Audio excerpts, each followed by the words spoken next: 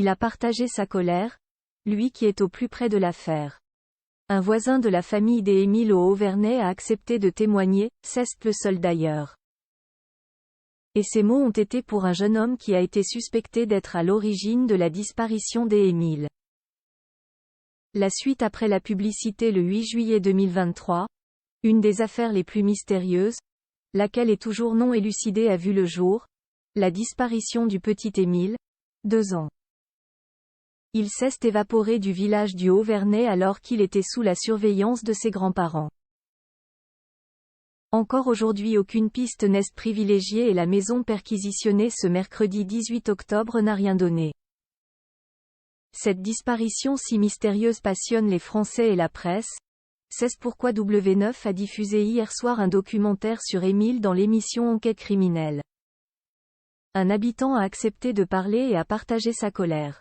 Au tout début de l'affaire, une hypothèse a rapidement vu le jour, celle d'une personne qui aurait malencontreusement écrasé Émile et aurait fait disparaître son corps. Un adolescent qui habite le hameau avait alors été suspecté suite à la dénonciation de certains habitants. Ce jeune agriculteur avait eu un accident l'année d'avant avec son tracteur.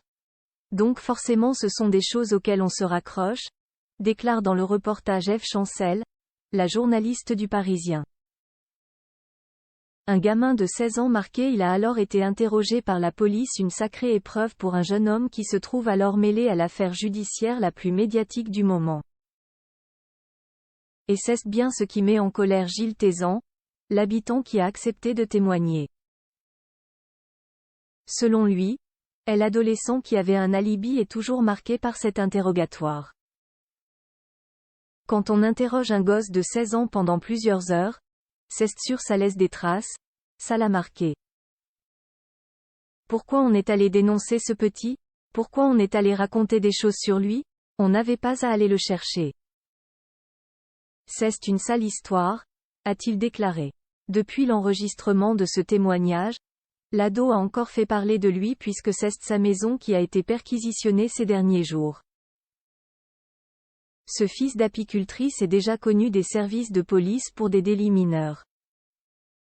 Il est également connu dans le village pour avoir une conduite dangereuse avec son tracteur.